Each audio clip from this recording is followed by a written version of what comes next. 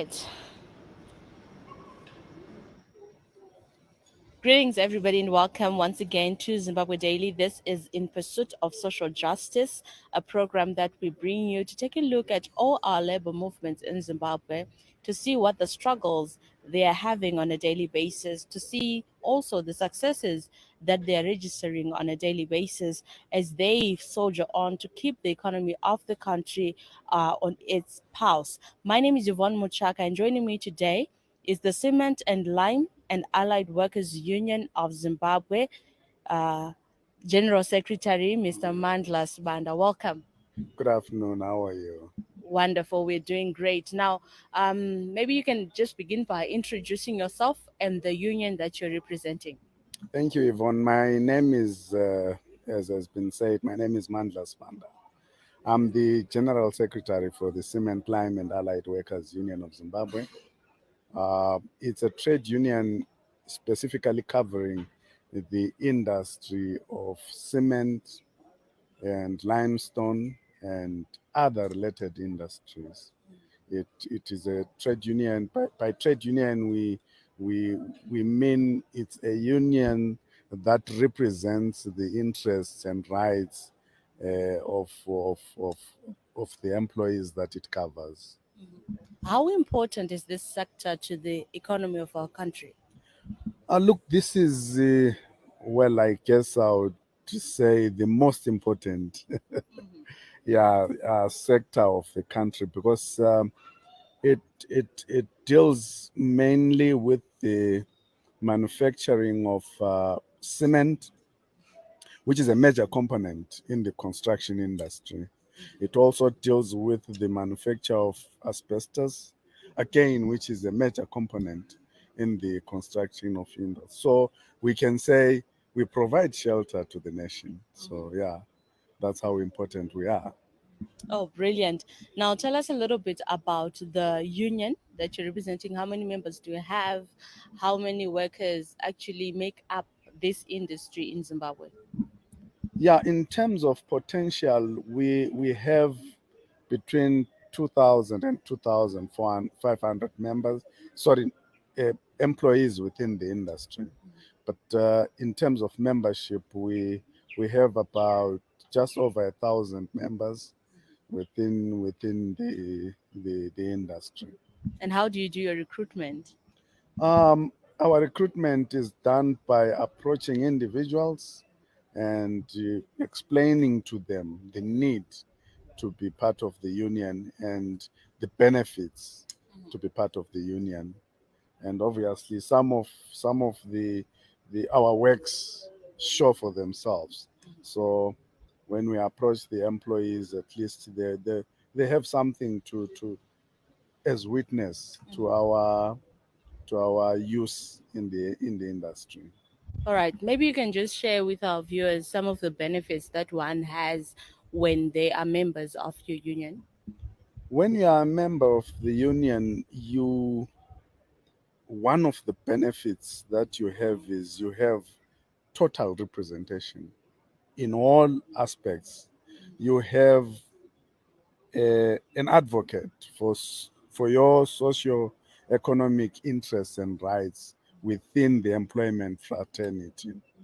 Yeah, and you you don't need a lawyer when you have us. Yes, you for the little bit that you contribute towards the union, we can give you competent legal services, especially when it relates to your employment relationship. Yeah. All right. Wonderful. Thank you so much. You're joining us on Zimbabwe Daily. My name is Yvonne Muchaka, and I do hope you're tuned in to the program. We are coming to you live from right here in Harare. I have the General Secretary of the Cement, Lime, and Allied Workers Union of Zimbabwe, Mr. Mandla Sibanda, and we are just talking about that sect. Von Chaka, we're on Zim Daily, and we're coming to you live from Harare. We are talking about In Pursuit of Social Justice, which is a subject that a lot of workers in Zimbabwe have raised in terms of the challenges that they've been facing, largely because of our struggling economy as a nation. However, we still have a labor force that has remained loyal. The question is, are we taking care of our labor force? Joining me on the platform, I have the General Secretary of the Cement and Lime Allied Workers Union of Zimbabwe, Mr. Sibanda. So we want to move on, Mr. Sibanda, to the next aspect of our discussion, and um, maybe you can just start by telling us the challenges that your workers have been facing in the industry. The challenges that we are facing as an industry are not peculiar to the our industry alone, so to say, because it's generally the economic outlook in the country. It's quite bad out there. It's quite bad there out there, and in terms of operations, our industry as a result is not operating in full capacity, so to speak. And that works to the negative in terms of trying to advance our rights and interests. You see, when you're not operating in full capacity, it becomes a challenge like when you are negotiating, because as you negotiate, you need to balance the act. You must make it a point that you get the value of your constituencies input into the operations within the industry.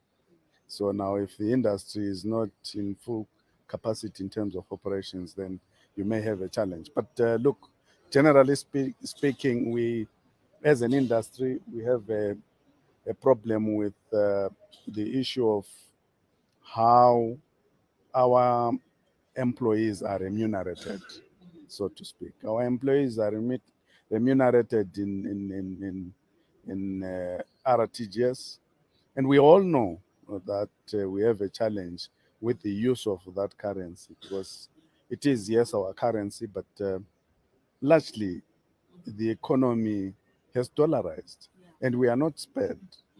So as a result, you'll find that we, in some instances, have to then go to the market, where still the black market, to source the much needed foreign currency. And that gravely depletes our income, because it actually eats into it. If we were, if we could possibly also go to the auction, yeah, it would work better for us, because the rates there, they are slightly reasonable. But on the black market, the owners of the money name the price, and yeah, you obviously that works against our disposable income. All right. So in June of 2020, government introduced statutory instrument 185, where sellers of goods were now allowed to put the USD or the foreign currency prices to their products. Now, has that also translated to the salaries that workers are getting, or how has that worked against the powers that workers have within your sector? Unfortunately, that statutory instrument did not specifically liberalize the payment of salaries in US dollars. But if I can sell it actually says anyone can sell their commodities for US dollars, isn't it? Yeah, and my Is commodity labor. is labor. But somehow people tend to choose to be specific when it comes to labor, because they made it clear that salaries must be paid in RTGS. But ironically, though, you'll find that we have a challenge, because there's been promulgated a statutory instrument recently that deals with the payment of taxes in in USD, and pay as you earn is categorized there. So now you wonder what pay as you earn is expected to be paid in US dollars when the salary itself is not expected to be paid in US dollars. Yeah, so it's a problematic area.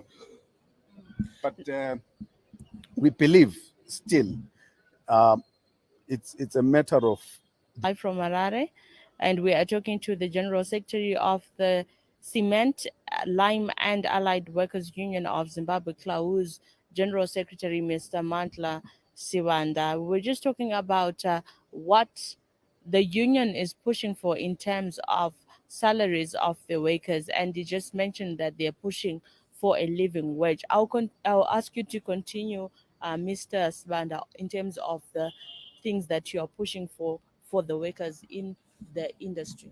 yes, like I indicated, our thrust is to achieve a living wage. Um, we are aware of the fact that it may not be easily achievable by use of the RTGS. So we are also pushing for payment of our salaries in hard currency, because that in that manner the value of our salaries is maintained. You are able to live with the value of your salary for the entire month. Yeah, so this is our major push. We have been engaging our employers. For now, I think we are engaging in an amicable way, with the hope that we will get to an understanding. But if push comes to shove, we will have to make it a point that we give it a bit of a push, because look, in the absence of the hard currency, there's no salary, so to speak. And what is the minimum? What is the minimum that you're hoping for? Um, we For now, what we are saying is, we are saying, take us back to 2018 August, when the US dollar was 1:1 with the pound. What was the least And the worker least being paid? paid worker as at that time was earning $355, which is not out of this world, so to speak. It's Yeah, about 30 bags of cement. you see now, you see now. Exactly. So, yeah, this is what we are basically asking for. Yeah, and saying, all things being equal, that would be what would be fair under the circumstances. It's not enough, but it would be at least fair. Yeah. All right, so we are speaking to Mr. Mandla Sibanda. He's the General Secretary of the Cement, Lime and Allied Workers Union of Zimbabwe. Now, those of you who are in the industry and those who intend to get into the industry and would like to know more, Mr. Sibanda, I understand you're based in Ulawayo. How do people get hold of you? Well, we are based in Blawayo, and our offices are in Suite 105 Unity House, corner 13th Avenue and Herbert Chitepo Street. Yes, you can get hold of us on 884710. That is our telephone, and 88650. And my mobile numbers are 0772 We also have an office here in Harare. Yes, the office is in the construction house, third floor. And in that office, we have our national organizing secretary, Mr. Paul Samuel. And his numbers are 0776 382 933. All right, 933. That's what I managed to catch. But we'll definitely put those numbers on the feed so that if you'd want to get hold of them, you can do that. Are you on social media? Yes, we are on Facebook. Yes, and yeah, I think basically we're largely on Facebook. Yeah. All right, Mr. Svanda, thank you so much for taking time to sit with us and educate us about the things that happen in your sector. May God bless you. Thank you so much. Have a pleasant day.